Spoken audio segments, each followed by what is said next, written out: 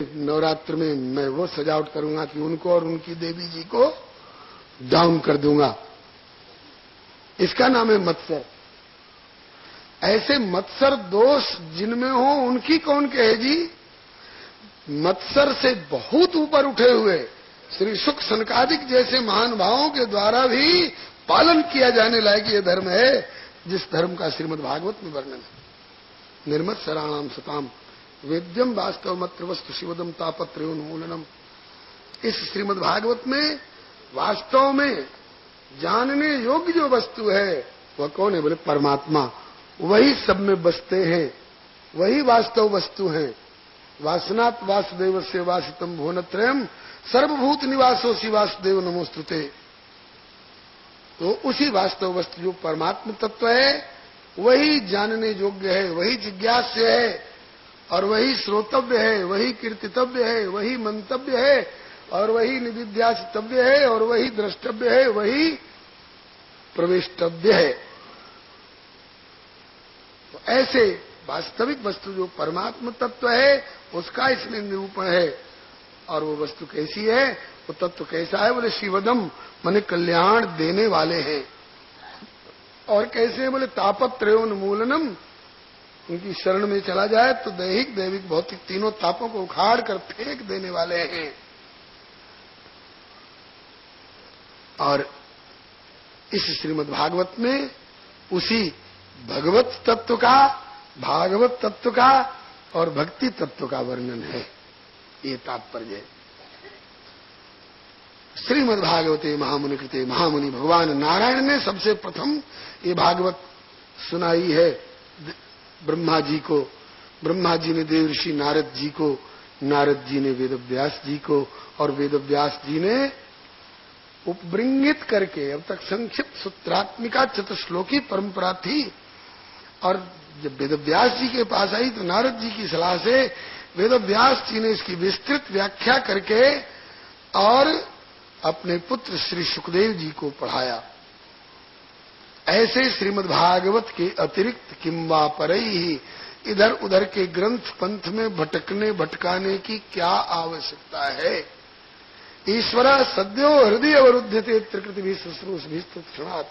परमात्मा अभी तुरंत हृदय में आकर अवरुद्ध गिरफ्तार हो जाएंगे यदि श्रीमद् भागवत के हम सचमुच में शुश्रूषु श्रवण करने वाले और सेवन करने वाले यदि बने तो। और उसी क्षण हृदय में भगवान आकर के गिरफ्तार हो जाते हैं। 11 बज गए। अब इससे अधिक आगे बढ़ेंगे। ऊपर वाले भी तैयार हैं और ऊपर वाले अगर बरसने लग गए तो आप कहेंगे 11 बज गया और अब तक ये बोलता जा रहा है और हम 9 2 11 हो जाए तो। हालांकि ऐसे श्रोता आप नहीं हैं, वृंदावन के श्रोता हैं। बाहर से भी आए हैं तो दूर दूर से आए हैं तो बढ़िया श्रोता हैं, तब ना घर काम छोड़ करके आए हैं। भागने वाले नहीं हैं, लेकिन फिर भी समय समय से सब काम ठीक रहता है। उद्घोषित समय प्रातःकालीन बैठक का 11 बजे तक का है। 11 बज चुके हैं, इसलिए किसी दूसरे प्रथम स्कंद के प्रथम अध्याय के दूसरे श्लोक पर इस समय का विश्राम हुआ। कल महात्म्य के प्रथम श्लोक पर विश्राम हुआ था और आज मूल के द्वितीय श्लोक पर विश्राम हो रहा है। आगे की चर्चा सुनने के लिए आप 3 से 6 के लिए आमंत्रित हैं और उससे आगे की चर्चा सुनने के लिए कल सवेरे 8 से 11 और पर शाम को 3 से 6 के लिए भगवान का नाम लीजिए। तुलसी चाहने वाले लोग हरे राम राम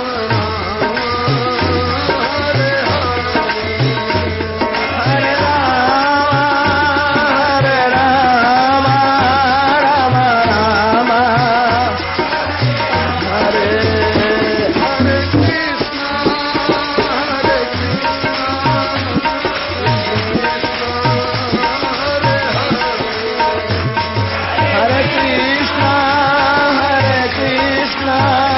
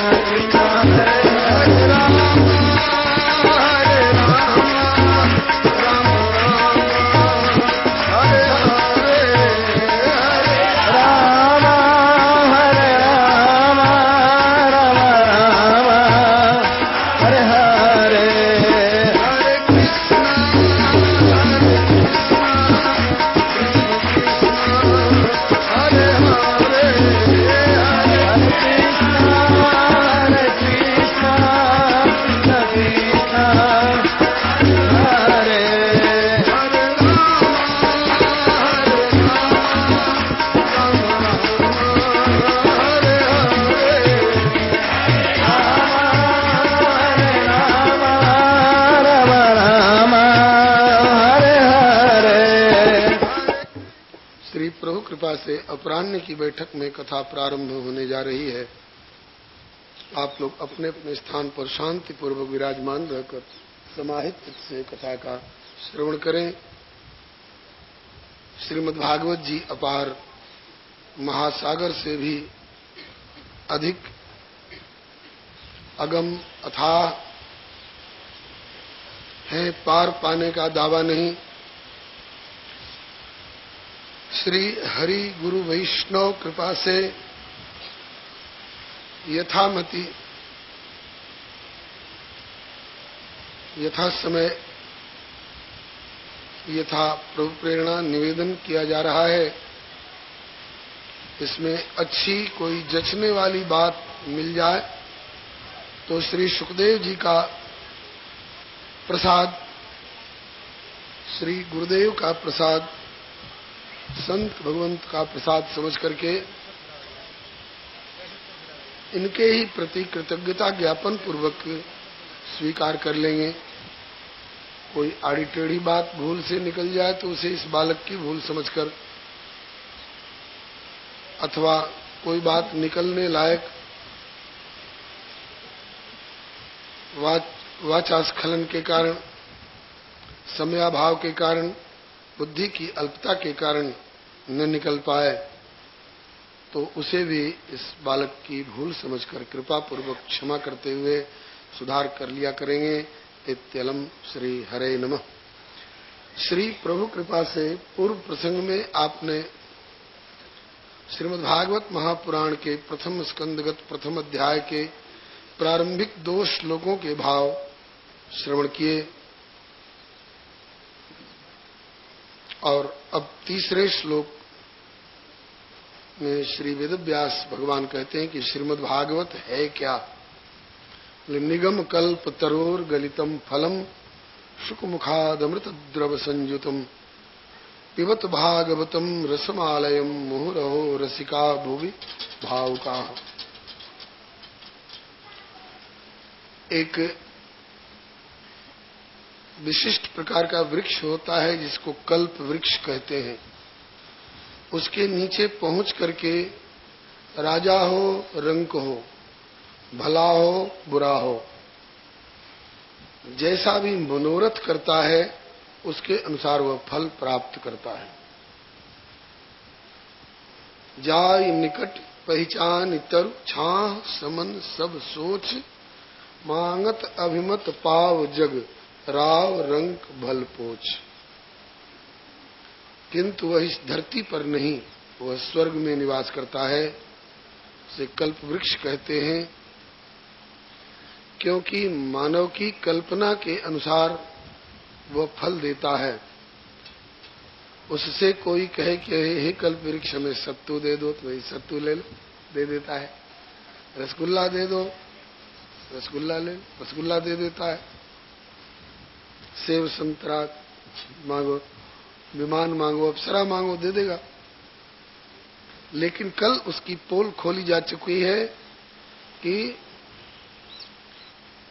सुरद्रु स्वर्ग संपदम, वह स्वर्ग की ही संपत्ति दे सकता है। उससे कहिए कि श्याम सुंदर से मिला दो तो हाथ जोड़ लेगा, ये उसके वश की बात नहीं है।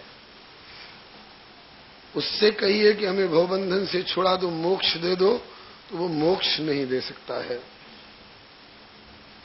स्वर्ग से ऊपर का सुख है अपवर्ग, तात स्वर्ग अपवर्ग सुख धरी तुला एक अंग, तूल नताहि सकल मिल जो सुख लव सत्संग। तो वह देवलोक वाला कल्प वृक्ष स्वर्ग सुख दे सकता है, अपवर्ग सुख नहीं दे सकता है। अपवर्ग सुख जानते हैं? अपवर्ग स्पष्ट है, इसमें पवर्ग न हो। वर्णमाला में 5-5 अक्षर के एक एक वर्ग होते हैं। कवर्ग क ख ग घ ङ, चवर्ग च छ ज झ य, टवर्ग ट ठ ड ढ ण, तवर्ग त थ द ध न और पवर्ग प फ ब भ म। तो जहां ये प फ ब भ म नहीं हो उसी का नाम है अपवर्ग। प फ ब भ म का क्या मतलब? बोले प से पतनम, जहां जाने के बाद फिर पतन नहीं होता है। फ से फलाशा, जहां किसी लौकिक फल की आकांक्षा नहीं रह जाती है। और ब से बैरम, आपस का बैर भाव जहां नहीं रह जाता है। भ से भयम, म से मृत्यु। बोले कि पतनो फलासा बैरम भयम च मृत्युर्न स्याद यत्र तदापवर्ग, उसी का नाम है अपवर्ग। भाषांतर में पतन फलाशा बैर भय मृत्यु जहां पर नाहि, प फ ब भ म रहित ते अपवर्ग कहा। तो स्वर्ग का कल्प वृक्ष स्वर्गीय सुख दे सकता है, अपवर्ग का सुख नहीं दे सकता है। किंतु एक और दिव्य कल्प वृक्ष है जो इस लोक में भी सुलभ है, और वह अपवर्ग का सुख भी दे सकता है। वह 4 फल देने में सक्षम है। कौन कौन? बोले कि धर्म, अर्थ, काम, मोक्ष। वो कल्प वृक्ष कौन है? बोले निगम कल्प तरु, वेद रूपी कल्प वृक्ष। वेद रूपी कल्प वृक्ष, वेद के प्रति भगवान की बड़ी ममता है। जब असुर लोग इस वेद रूपी कल्प वृक्ष को काटने, उखाड़ने, फेंकने और इस सेतु को तोड़ने पर तुल जाते हैं, तो प्रभु झट कूद के आ जाते हैं। असुर मार थापहि सुरन, राखहि निज श्रुति सेतु, जग विस्तारहि विशुद्ध यश राम जन्म कर हेतु। तो स्वर्ग वाले कल्प वृक्ष से भिन्न यह वेद रूपी कल्प वृक्ष है। तो वेद रूपी कल्प वृक्ष के नीचे आकर आप अपने अधिकार के अनुसार उनसे धर्म की याचना करें तो धर्म दे देंगे, अर्थ की याचना करें तो अर्थ दे देंगे, अपने लौकिक ऐहिक आवश्यकताओं के अनुसार कोई कामना आपकी हो तो उसकी भी पूर्ति कर देंगे, काम और मोक्ष की भी आकांक्षा हो तो उसका भी उपाय बता करके और उसकी पूर्ति करा देंगे। तो ये तो रहा आपकी इच्छा के अनुसार मांगा हुआ, चाहा हुआ फल, धर्म, अर्थ, काम, मोक्ष। इसको 4 फल कहा जाता है, चतुर्पुरुषार्थ कहा जाता है। ये तो रहा आपकी इच्छा के अनुसार उन्होंने दिया फल। और एक फल ऐसा भी होता है जो उस निगम रूपी कल्प वृक्ष में स्वयं अपना फल फलता है। तो उस वेद रूपी कल्प वृक्ष में निजी फला हुआ फल क्या है? बोले वही श्रीमद् भागवत है। निगम कल्प तरोर गलितम फलम, वेद रूपी कल्प वृक्ष का अपना निजी फला हुआ फल है, और वह भी कच्चा नहीं है, खट्टा नहीं है, कसैला नहीं है, सुखंडी नहीं है। हाँ, ये तो गलितम फलम, अत्यंत परिपक्व फल है। और वो भी मसाला दे करके और पाल डाल करके जबरदस्ती पकाया हुआ फल नहीं है, ये स्वाभाविक परिपक्व परिगलित फल है। निगम कल्प तरोर गलितम फलम। एक तो स्वाभाविक मधुर है क्योंकि अमृत द्रव संयुतम है। अमृत वैसे नाम मात्र के लिए कल अमृत की पोल खोली जा चुकी है, स्वर्ग वाले घड़ा वाले अमृत की पोल खोली जा चुकी है कि स्वर्ग वाले अमृत को पीने वाले देवता और देवराज भी रावण के आक्रमण पर देवन तके उमेरु गिरि खोहा, उनमें न अभयता रहती है न वास्तविक अमरता रहती है। इंद्र एक कल्प के बाद गलती किए होंगे तो चेटा चेटी कीड़े मकोड़े बनेंगे कि क्या, इसका कोई ठिकाना नहीं। तो इंद्र को भी अपने अधिकार की समाप्ति के बाद इंद्र की कौन कहे जी। जो ईश्वर कोटि के ब्रह्मा हैं उनमें तो नहीं, लेकिन जो जीव कोटि के पास एंड प्रमोटेड होकर के जाने वाले ब्रह्मा लोग हैं। दो तरह के ब्रह्मा होते हैं, एक तो स्वयं भगवान ही सत्वम रजस्तम इति प्रकृतेर गुणास्तैर युक्ता पर पुरुष एक यह सिद्धते स्थित्यादय हरि विरिंचि हरेति संज्ञा श्रेयांसी तत्र खल सप्त तनोर नृणाम स्युः। तो जब भगवान स्वयं ब्रह्मा बनकर ब्रह्मा के रूप में प्रकट होते हैं प्रकृति के रजोगुण को स्वीकार करके, तो वह तो भगवान है, उनका पतन संभव नहीं है, वो तो भगवान फिर अपने स्वरूप में स्थित होंगे। लेकिन कुछ जीव कोटि से भी उत्तीर्ण होते होते क्रम क्रम से ये भी ब्रह्मा बनते हैं। कभी कभी अनंत ब्रह्मांड है ना, और जितने ब्रह्मांड हैं उतने ब्रह्मा की आवश्यकता होती है। तो उनमें से कई जीव कोटि के भी ब्रह्मा होते हैं। जीव कोटि के ब्रह्मा कौन होते हैं, इसका खुलासा चतुर्थ स्कंध में प्रचेताओं के उपाख्यान में श्री शंकर भगवान ने एक श्लोक में किया है। स्वधर्मनिष्ठ शत जन्म भी पुमान विरिंचतामेति ततः परम इमाम। एक जन्म में किसी ने बढ़िया से अपने वर्णाश्रम धर्म का अच्छी तरह से निर्वाह किया तो वह स्वर्ग में जाता है। 100 अश्वमेध यज्ञ करने वाला शतक्रतु कहलाकर इंद्र की पदवी प्राप्त करता है। और लगातार 100 जन्मों तक जिसने अपने वर्णाश्रम धर्म का अच्छी तरह पालन किया है वह विरिंचता में थी, वह ब्रह्मा के पद परमेष्ठी पद तक पहुंचता है। मानस में भी संकेत है। ब्रह्मा अगर गलती पर गलती करते जाएं तो हो सकता है किसी दिन उनको मच्छर बनना पड़े अपने अधिकार की समाप्ति के बाद। एक मच्छर भी बढ़िया बढ़िया काम करता गया तो हो सकता है किसी दिन उसको ब्रह्मा बनने का सौभाग्य प्राप्त हो। दुआ पढ़ दो। मसक ही करई बिरंची प्रभु और अजहु मसकते हीन अस विचारित जी संशय राम ही भजई प्रवीण। श्री हरे नमः। तो कहते हैं कि ब्रह्मा का पद इस ब्रह्मांड का बहुत ऊंचा पद है। देवराज इंद्र की कौन कहे, ब्रह्मा को भी अपनी द्विपरार्ध वाली आयु का पूरा भोग करने के बाद ब्रह्मा को भी शरीर छोड़ना पड़ता है, वो कितना भी अमृत पिए। द्विपरार्धावसान में ब्रह्मा को भी, खास करके जो जीव कोटि वाले ब्रह्मा हैं उनको भी शरीर छोड़ना पड़ता है। फिर इंद्र किस गिनती में है, तो उस स्वर्ग वाले अमृत को पी करके उनमें अमरत्व और अभयत्व कहां आया। और ये श्रीमद् भागवत जो रस है इसको कहते हैं अमृत द्रव संयुतम। ये अमृत कहलाने का वास्तविक अधिकारी यह रस है। अमृत रस परमात्मा रस है, परमात्मा ही अमृत तत्व है और उस अमृत द्रव से संयुक्त है यह फल वेद रूपी कल्प वृक्ष में फला हुआ यह फल है और उसमें भी अमृत द्रव से संयुक्त है। वैसे तो त्रैगुण्य विषया वेदा, वेद त्रैगुण्य विषयक हैं, लेकिन यह फल जो है उसमें लगा हुआ ये निस्त्रैगुण्य अमृत द्रव से संयुक्त रस है, रसमय फल है।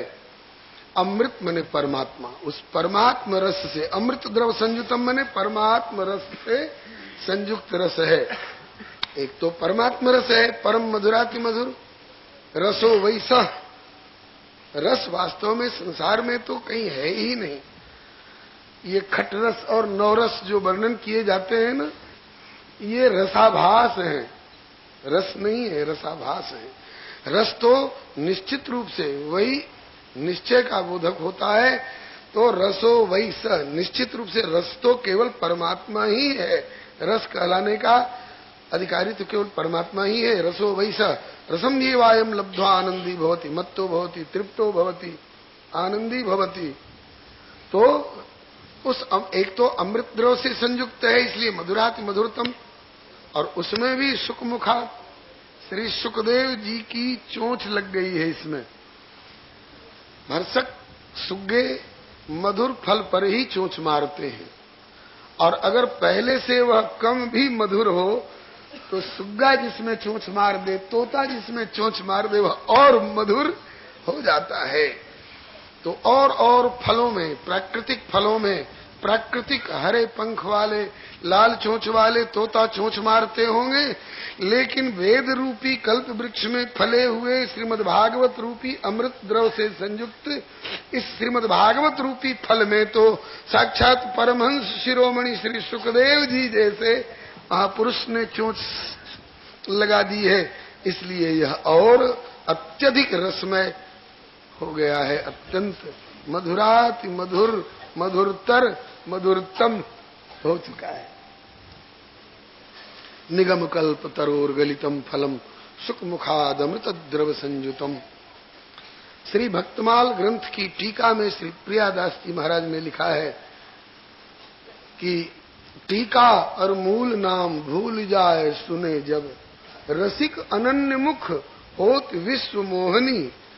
अनन्य रसिक के श्रीमुख से जब सुनी जाए तो यह तो और विश्व मोहनी हो जाती है। इसी तरह से रसिक अनन्य, रसिक शिरोमणि, रसिक शेखर श्री सुखदेव जी तत्रा भवद भगवान व्यास पुत्र, इनको भगवान की संज्ञा दी गई है। भगवान स्वयं ही इस रूप में प्रकट हुए हैं।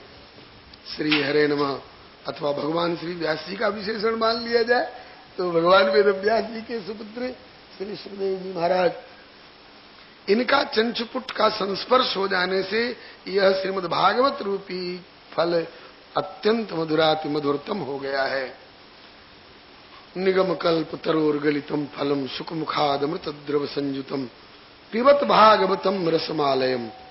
भागवतम रसम पिबत, एक तो इसमें रस ही रस है, छिलका और गुठली वाला हे अंश नहीं है।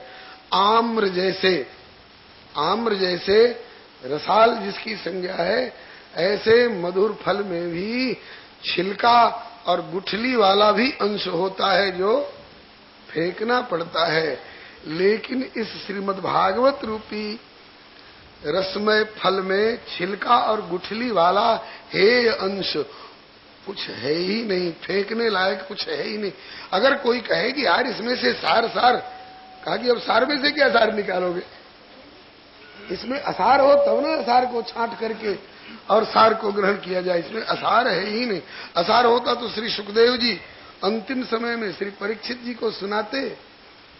यहां तक कि नरकों तक का भी वर्णन करके, भूगोल खगोल का भी वर्णन करके, और श्री सुखदेव जी कहते हैं कि भूद्वीप वर्ष सरिद्रिनभ समुद्र पाताल दिंग नरक भागण लोक संस्था गीता मया नृप्तवाद्भुतमीश्वरस्य स्थूलम वपु सकल जीव निकाय धाम। ये हमने परमात्मा के इस विराट का स्वरूप का वर्णन किया है।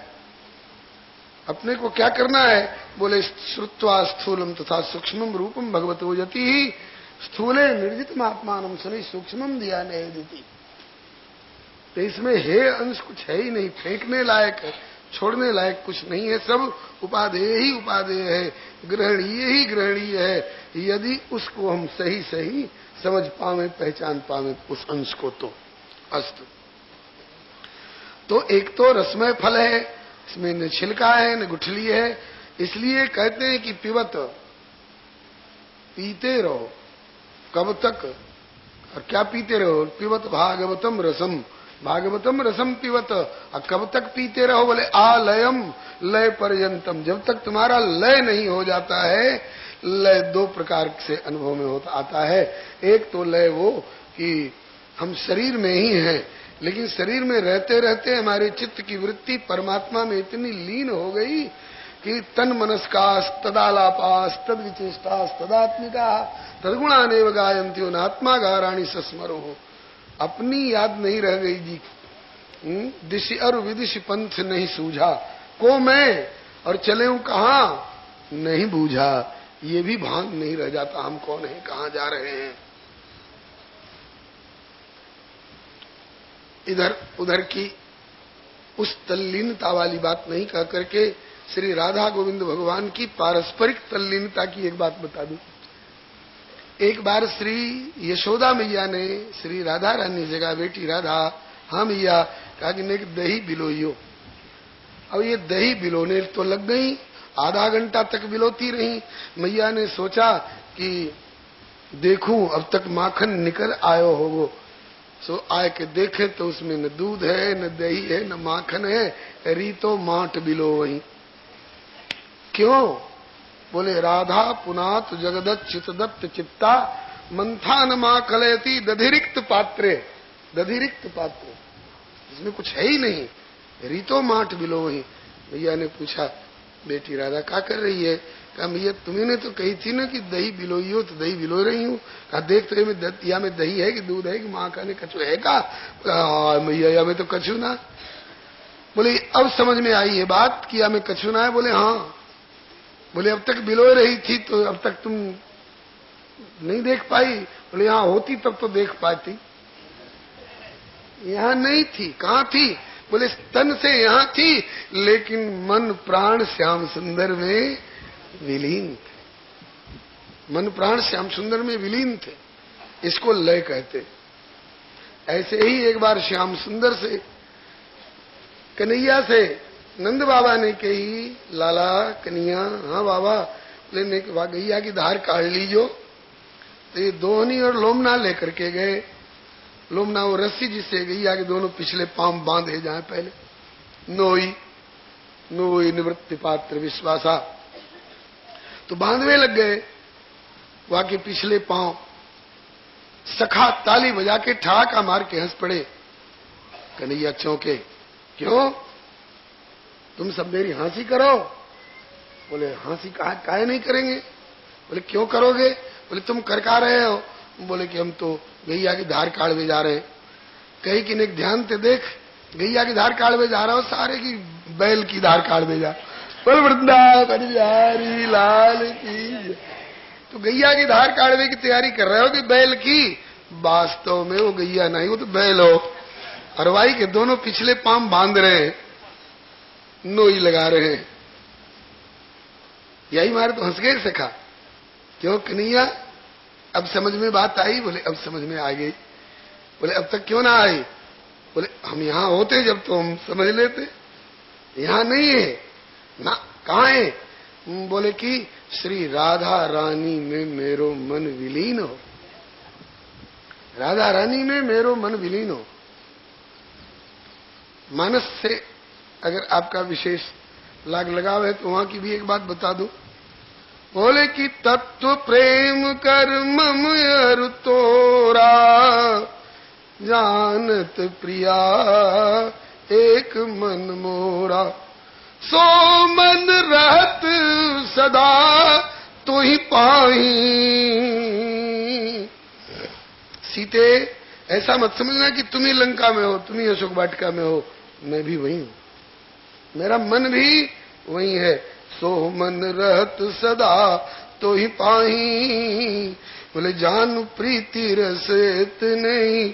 माही। श्री रहीम जी ठाकुर के प्रति सख्य भाव वाले महापुरुष हैं।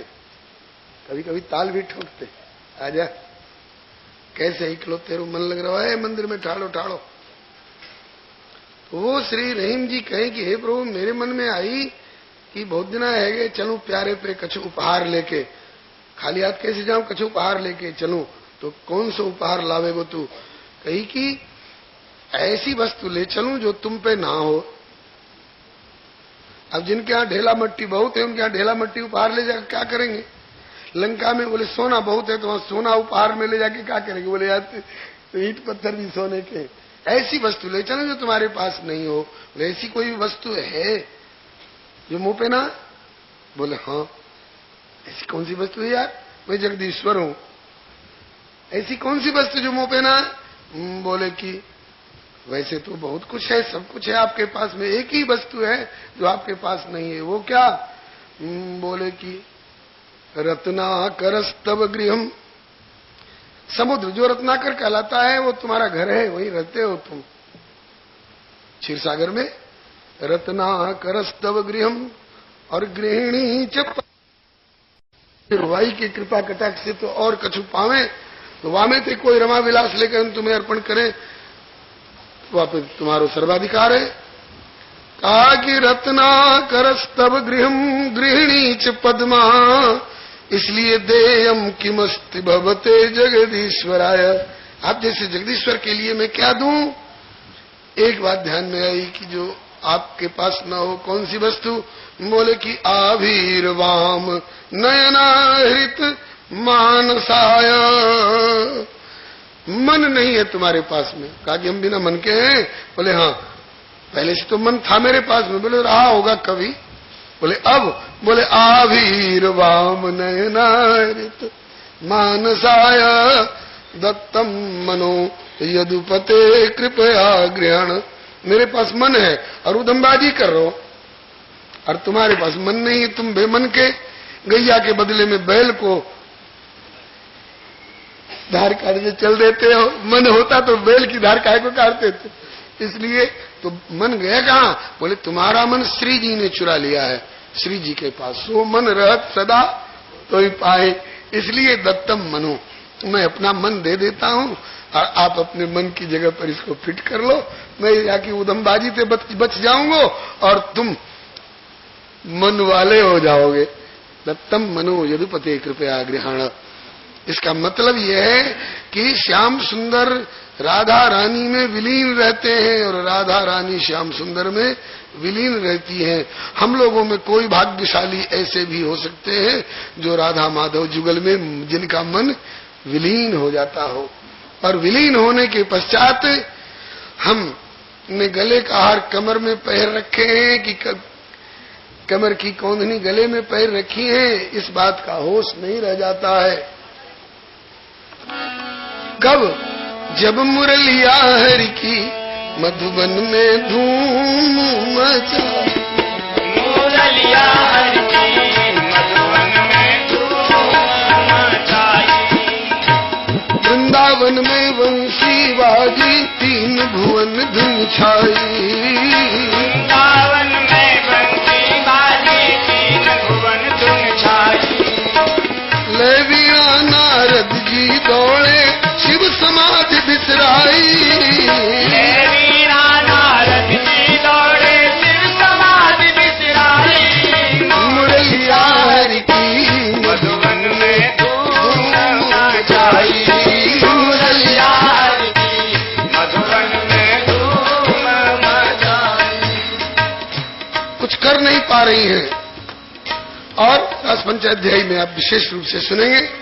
और कुछ किया भी तो कैसे किया?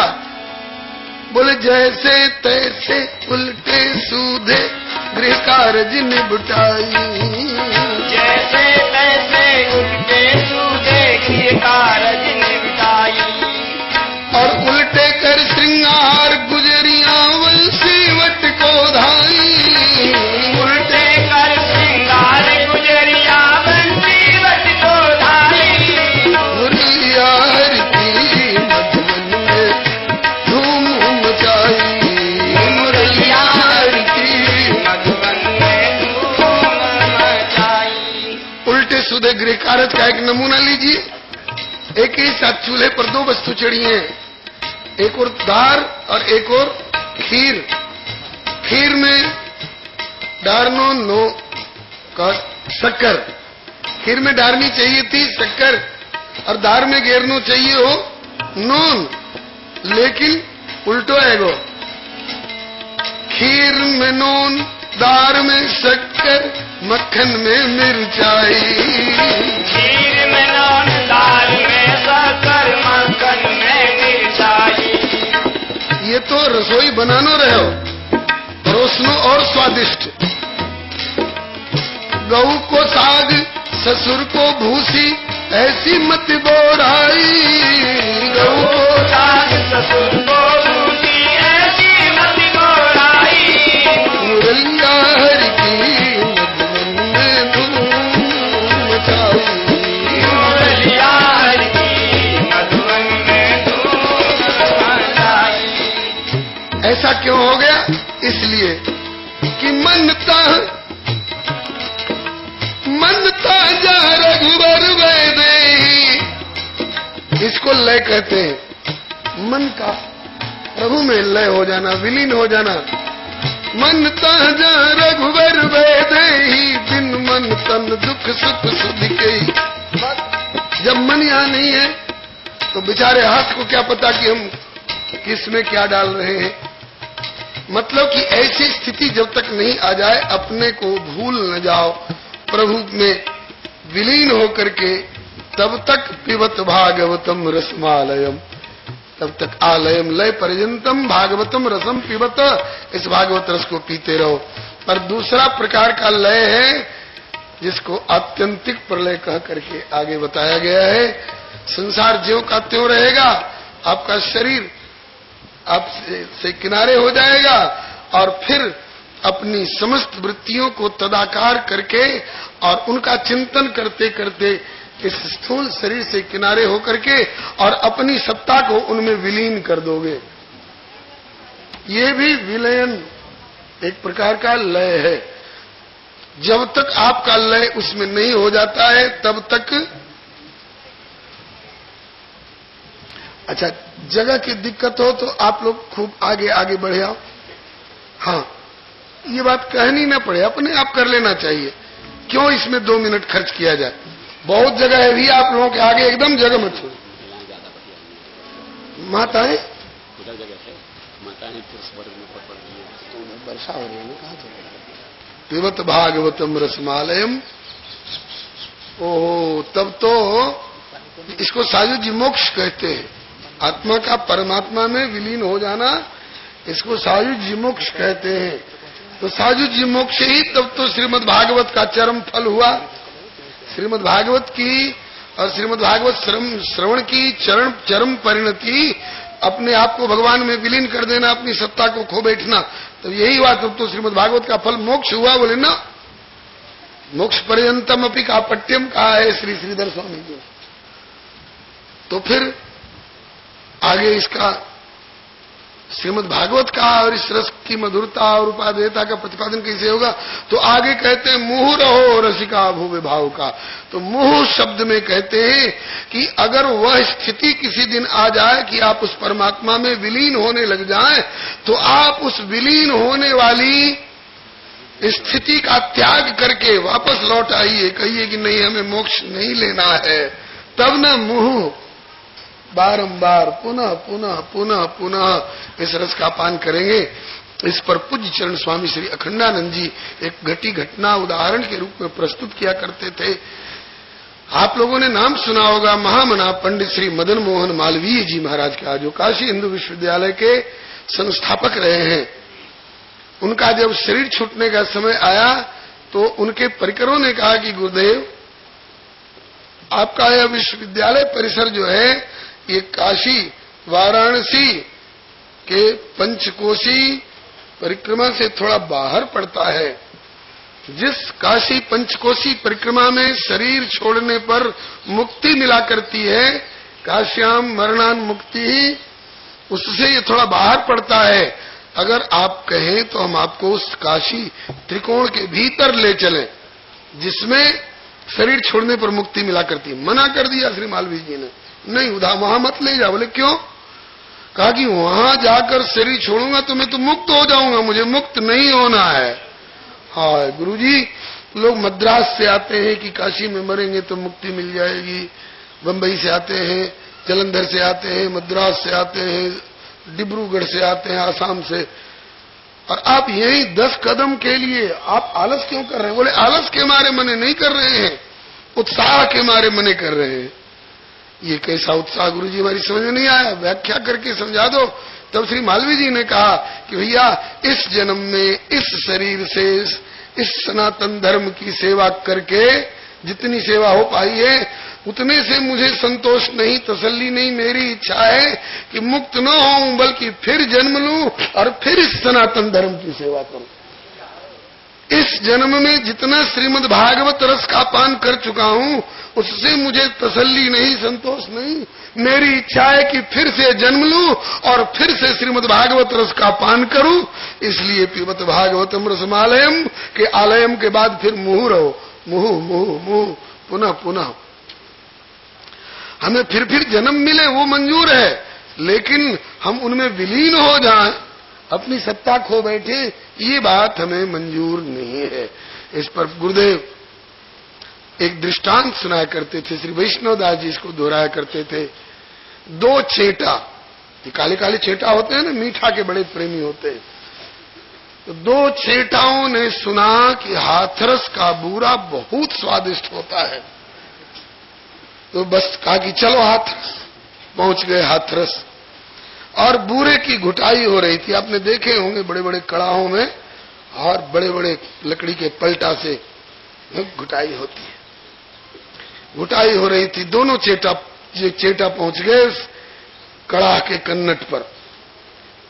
इतना आनंद आया, इतना आनंद आया। एक बोला कि यार अब क्या देखते हो, कूद जा। कहा कि कूद जाएंगे तब तो हम भी पूरा बन जाएंगे, पूरा का आस्वादन नहीं कर पाएंगे, हमें कूदना नहीं है। बोले तब तो हमें तो इतना आनंद आ रहा है, मन करते बस हम कूद जाए। कहा कि तुम कूद सकते हो, मैं नहीं कूदूंगा, तुम क्या करोगे? बोले वो तो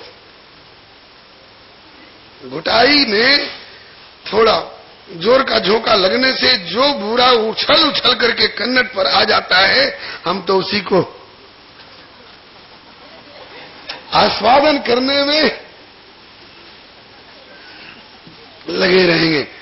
मतलब कि हमें भगवान नहीं बनना है, भगवान भगवान रहेंगे, हम तो उनके सेवक रह करके उनके नाम रूप लीला धाम चरित्र गुणगण का, उनकी कथाओं का, भागवत रसम का मुहु रहो रसिका भाव का। और दूसरा नहीं माना, कूद गया तो घुटाई तो हो ही रही थी, वो भी घुट करके एकदम बुरा हो गया। तो कहते हैं कि बुरा हो जाने वाली स्थिति आ जाए, भगवान में विलीन हो करके अपनी सत्ता खो बैठने वाली स्थिति आवे, तो भी उसका परित्याग करके सगुण उपासक मोक्ष न ले। इसलिए तिनका राम भगति निज दे। इसलिए मुँह रहो, लेकिन ये सब नहीं कर सकते। कौन करेंगे? बोले रसिका। जो इस भगवदीय रस का चस्का जिनको लगा हुआ है वह पाएगा क्या रस का चस्का। जिसने श्याम सुंदर के संबंध में कभी सुना भी नहीं है, कभी देखा भी नहीं है, न चित्र लिखा न चरित्र लिखा, वह सुंदर श्याम को जाने ही क्या। जिस बंदर ने इमली ही चखी वह स्वाद सुधा पहचाने ही क्या। इसलिए जो रसिक हैं वे ही इस क्षेत्र में इतने प्रोत्साहित हो सकते हैं।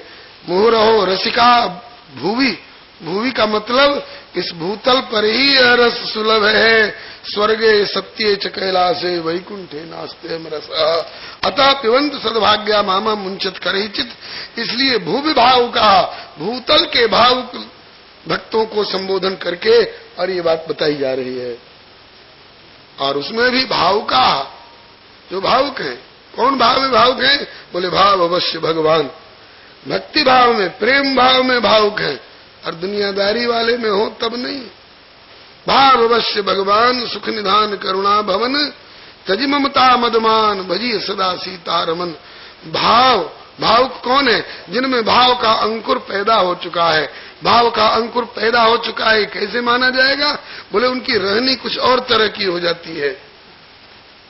कैसी रहनी हो जाती? बोले क्षांतिरव्यर्थ कालत्वम विरक्तिर्मान शून्यता आशा बंध समुत्कंठा नाम गाने सदा रुचि आसक्तिस्तद्गुणाख्याने प्रीतिस्तद्वसति स्थले इत्यादयोनुभावा सुरजात भावांकुरे जने। भाव का अंकुर जिस जन में उत्पन्न हो जाता है उनके ये लक्षण हो जाते हैं, वे गोवर्धन वाले बाबा हो जाते हैं। और क्या, एक क्षण भी बहिर्मुख उनको देखा नहीं। शांतिरव्यर्थ कालत्वम विरक्तिर्मान शून्यता आशाबंध समुत्कंठा नाम गाने सदा रुचि आसक्तिस्तद्गुणाख्याने प्रीतिस्तद्वस्तिस्थले इत्यादि अनुभावाश्चर्यजात भावांकुरे जने। ऐसे लक्षण जिनमें हो जाते हैं वे भावुक हैं, वे भाव प्रधान व्यक्ति हैं और वे ही उस भगवद रस के रसिक हैं।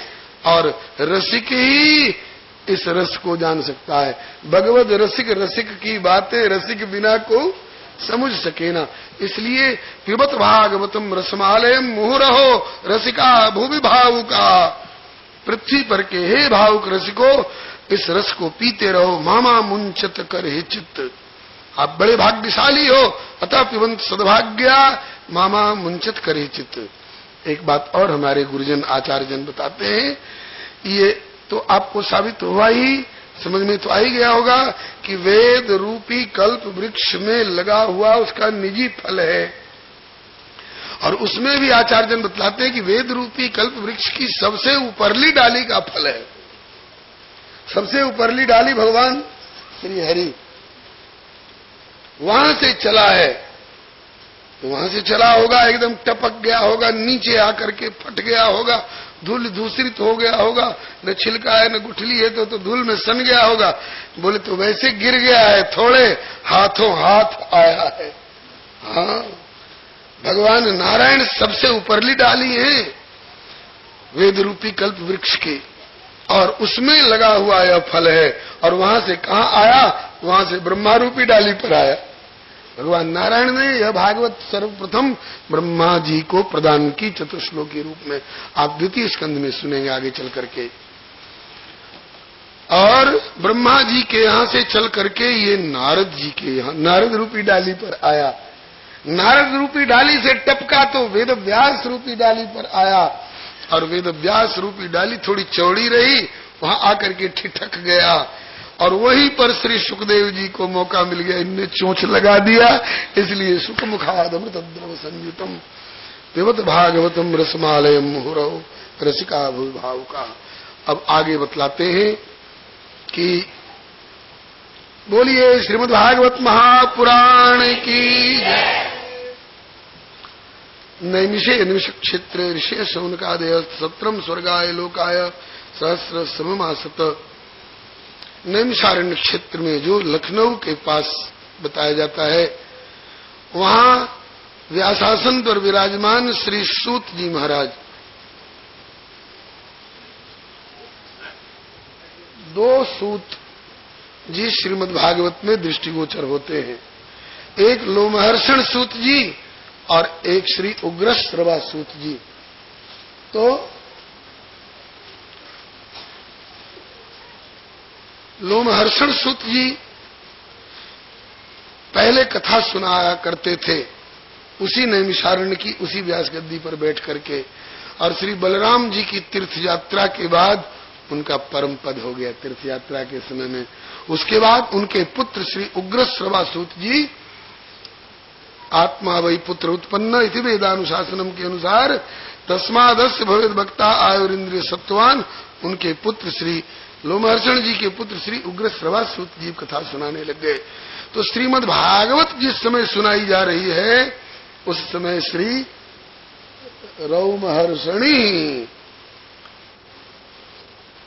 रोमहर्षण जी के पुत्र श्री उग्रश्रवा सूत जी उस समय कथा सुना रहे हैं। उस समय यही व्यासासन पर विराजमान है। इन्हें स्वयं श्री शेषावतार हमारे ब्रज के राजा दाऊ दादा ने इन्हें व्यासासन पर पधराया है और आशीर्वाद दे करके कि अपने पिता से भी अधिक ज्ञानवान, अनुभवी और रसिक प्रवक्ता हो करके आप लोगों को कथा रसपान कराया करेंगे। वे ही श्री रोमहर्षण सूत जी के पुत्र श्री उग्रश्रवा सूत जी व्यासासन पर विराजमान श्री शौनकादिक 88,000 ऋषियों ने उनका पूजन किया, अभिनंदन किया और फिर इसके बाद उनसे जिज्ञासा करने लग गए। जैसे कल आपने जिज्ञासा महात्म्य कथा में सुनी थी, सूताख्याय कथा सारम मम कर्ण रसायनम, हमारे कानों के लिए रसायन स्वरूपा जो कथा हो वह कथा सुनाइए। रसायन पदार्थ देखने में मात्रा थोड़ी होती है लेकिन प्रभाव बहुत तगड़ा होता है। मतलब कि कथा वह सुनाइए जो चाहे सुनने में थोड़ी हो लेकिन रसायन स्वरूपा हो, जो कि हम लोगों के भवरोग को मिटाने में सक्षम हो, विषयी लोगों का शोधन करने में सक्षम हो, साधकों का साधन पथ प्रशस्त और आलोकमय निष्कंटक करने में सक्षम हो और सिद्ध कोट के महानुभावों को भी भगवत रसानुभूति, भगवत कृपानुभूति कराने वाली हो। इसी तरह से यहाँ भी जिज्ञासा कर रहे हैं और कहते हैं कि त्वया खल पुराणानि से इतिहासानि चानघ आख्यातान्य प्रधितानि धर्म शास्त्राणि अन्यत। आप अपने गुरुदेव से जो भी कुछ पढ़े हैं, इतिहास पुराण इत्यादि और धर्मशास्त्र इत्यादि, उनमें से सबका सार निचोड़ करके हम लोगों को सुनाइए, क्योंकि आपको आपके गुरुदेव ने सब कुछ पढ़ा दिया है, उड़ेल दिया है, कुछ बाकी नहीं रखा है आपके लिए। आपको सब कुछ उन्होंने प्रदान किया, क्योंकि आप अपने गुरुदेव के बड़े स्निग्ध शिष्य रहे हैं। स्निग्ध माने स्नेह भाजन। कृपा पात्र, कृपा पात्र की परिभाषा कल दी गई थी कि कृपा कृपा सब कोई कहे पर कृपा पात्र नहीं कोई। कृपा पात्र सोई जानिए जो आज्ञावर्ती होए। कृपा पात्र शिष्य, कृपा पात्र श्रोता, कृपा पात्र अधिकारी का लक्षण। श्रोता सुमति सुशील सुचि कथा रसिक हरिदास तब पाई उमा अति गोप्यम सज्जन करही प्रकाश। आप अपने गुरुदेव के कृपा पात्र शिष्य रहे हैं, सेवा परायण, विनम्र, विनम्राय विवेकिने। तो आपके लिए गुरुदेव ने सब कुछ दे दिया है। तो उसमें से हम लोगों को जितने लायक आप समझते हो, सारम सारम समुद्रित्य, सार सार निचोड़ निचोड़ हम लोगों को वह कथा रसपान कराइए। इसी प्रकार की एक जिज्ञासा भगवती पार्वती ने भी भगवान भोलेनाथ से करी थी कि बंदऊ पद धरि धरण सिर विनय करऊं कर जोर वर्णो रघुवर विशद जस श्रुति सिद्धांत निचोड़ निचोड़ करके रसी रस आप हम लोगों को पान कराइए। भगवान किस लिए अवतार लेकर आते हैं और माता देवकी के यहाँ वसुदेव जी के पुत्र के रूप में प्रकट होकर के और फिर ब्रज में जा करके इनने बाबा नंद और मैया यशोदा के यहाँ किस किस प्रकार की लीलाएं की और कैसा कैसा उनको सुख प्रदान किया, ये सभी कृपा करके हम लोगों को आप सुनाइए। और समय का कोई प्रतिबंध नहीं है कि 7 दिन में कि 12 दिन में कि 1 महीना में कि हम लोग 1000 वर्ष तक यहाँ से कहीं नहीं जाएंगे, ऐसा संकल्प कर चुके। किस लिए? सत्रम स्वर्गाय लोकाय सहस्र सममासत। तो यहाँ स्वर्गाय लोकाय का तात्पर्य ये इंद्र जहाँ के शासक हैं और जहाँ का सामान्य पुण्य जन्य फल भोगने के बाद तेतम भुक्त्वा स्वर्ग लोकम विशालम क्षीणे पुण्य मर्त्य लोकम विशंति, उस स्वर्ग से तात्पर्य नहीं है, वह स्वर्ग तो साधारण पुण्यों पर प्राप्त होता है। ये सत्रम स्वर्गाय लोकाय कहने का मतलब ये भगवान का धाम, भगवान के धाम के प्रति भी कहीं कहीं आपके इन आर्ष ग्रंथों में स्वर्ग शब्द का वर्णन आया है। तो भगवत धाम प्राप्ति के लिए और भगवत सेवा सुख प्राप्ति के लिए हम लोगों ने ये निर्णय लिया है कि 1000 वर्ष तक इस घेरे से बाहर नहीं जाना है। जैसे श्री स्वामी हरिदास जी महाराज का संकल्प था, हमें वृंदावन से बाहर नहीं जाना है। वृंदावन से बाहर क्या जाना, हमें निधिवन के घेरे से बाहर नहीं जाना है। तटिया स्थान वाले महाराज जी कहते हुए तटिया स्थान से बाहर नहीं जाना है।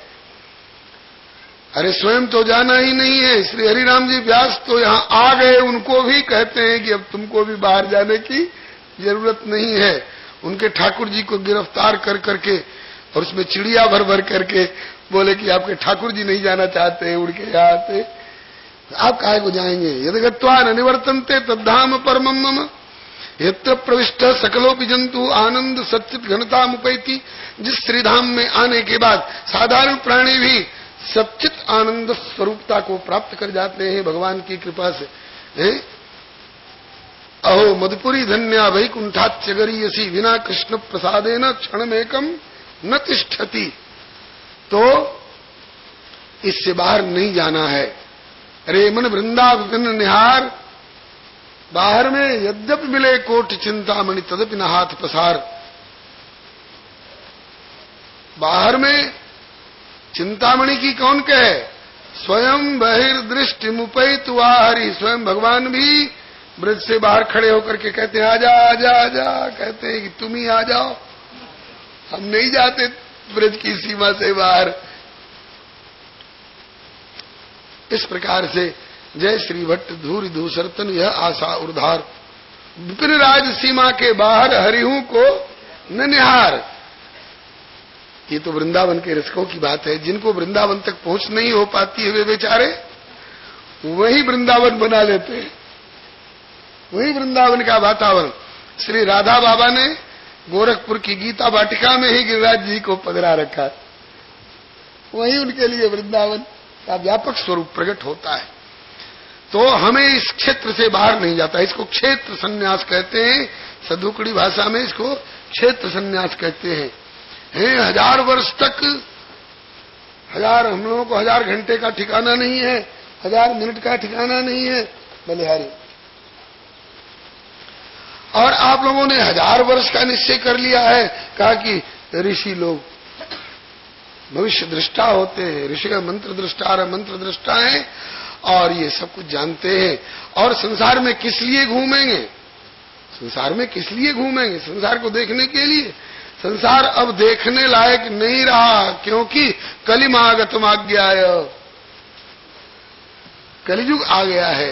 और कलियुग ने ऐसी उधमबाजी फैला रखी है कि भद्रम कर्णे भी शृणयाम देवा भद्रम पश्येमाक्ष भी, ये बहुत संभव नहीं है बाहर के संसार में।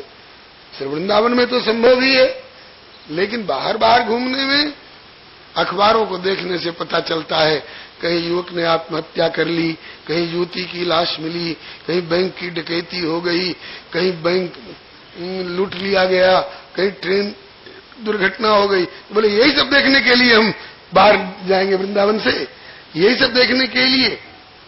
हमने सुना है कि माताओं का, बहनों का, बहुओं का, बेटियों का नंगा सिर नहीं दिखाई पड़ना चाहिए। अगर दिखाई पड़ गया तो इनका धर्म जाता है, और जो देखे वो अमंगल का भागी होता है, एक्सीडेंट वगैरह उसके साथ होंगे। तो मस्तक की कौन कहे। अब तो एकदम लगता है कि वस्त्रहीन होकर के ये घूमना शुरू कर देती हैं। तो ऐसे ऐसे दृश्यों को देखने के लिए हम क्यों बाहर घूमेंगे। ये अमांगलिक दृश्य कलयुग के द्वारा उपस्थित किया हुआ अमांगलिक दृश्य देखने के लिए हम क्यों बाहर घूमेंगे। इसलिए कलिमागतमाज्ञाय क्षेत्रेस्मिन् वैष्णवे वयम आसीना दीर्घ सत्रेण कथायाम सक्षणा हरे। हम लोगों ने निर्णय ले लिया है कि इस नैमिषारण्य के घेरे से हमको बाहर नहीं जाना है इस क्षेत्र से। तो सोच रहे थे कि इतना दिन का हमारा दिन कैसे कटेगा, कहीं दिन हमारे भारी न पड़ जाए। लेकिन आप जैसे महापुरुष भगवदीय रस पान कराने वाले को प्रभु ने भेज दिया है। यह प्रभु की विशेष कृपा है, इसलिए आपको पाकर और इस अवसर से हम लोग लाभ उठाना चाहते हैं। इसलिए भगवत कथा सुधा का पान कराइए हम लोगों को। और साथ साथ ब्रूहि योगेश्वरे कृष्णे ब्रह्मण्ये धर्म वर्मणि स्वाम काष्ठा मधुनोपेते धर्म कम शरणम गतः। जब भगवान श्री कृष्ण लीला संवरण करके अपने धाम को जाने लग गए, तो उनके जाने के पश्चात धर्म किसके सहारे टिका, इसका उत्तर कल आप लोगों को दिया जा चुका है। ये श्रीमद् भागवत में स्वकीयम यद भवेत् तेज तच्च भागवते दधात, इसका उत्तर मिल चुका है। अब आगे जीव का परम कल्याण किसमें है, परम धर्म का स्वरूप क्या है इत्यादि, और भगवान के अवतार से संबंधित अवतार लेकर के उनने लीलाएं कौन कौन सी करी, इस संबंध में जो जिज्ञासा की गई है, ये प्रथम अध्याय में आपने सुना। और अब दूसरे अध्याय में, प्रथम स्कंद के दूसरे अध्याय में अब इसका उत्तर देना प्रारंभ करने जा रहे हैं श्री सूत जी महाराज।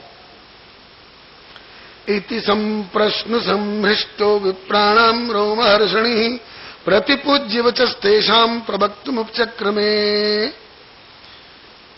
इस प्रश्न से बड़े सम्यक प्रकार से हृष्ट हर्षित होकर के श्री रोमहर्षणी माने रोमहर्षण जी के पुत्र श्री उग्रश्रवा जी कहने लग गए। पहले तो उनके वचनों का अभिनंदन किया, सराहना की, मुने साधु पृष्ठों, लेकिन ये बाद में, उसके पहले मंगलाचरण में गुरुदेव की वंदना। जिन गुरुदेव की कृपा से हमको यह प्रसाद मिला है जो हम आपको परिवेषण करने जा रहे हैं, उन गुरुदेव श्री सुखदेव जी की वंदना। श्री सुखदेव जी में गुरु भाव है इनका, श्री सुखदेव जी की वंदना कर रहे हैं। श्री सुखदेव जी की 2 श्लोक में वंदना की है, जिसमें एक में इनके परमहंस शिरोमणि स्वरूप का वर्णन किया है। यम प्रव्रजंतमनुपेतमपेत कृत्यम द्वैपायनो विरह कातर आजुहाव पुत्रेति तन्मयतया तरवो विनेदुस्तम सर्वभूत हृदयम मुनिमानतोस्मि। इसका भाव कल महात्म कथा में भी आप सुन चुके हैं। यह श्लोक महात्म कथा में भी आया था। श्री सुखदेव जी जन्म से ही ऐसे ज्ञानवान वैराग्यवान कि मां के पेट से निकल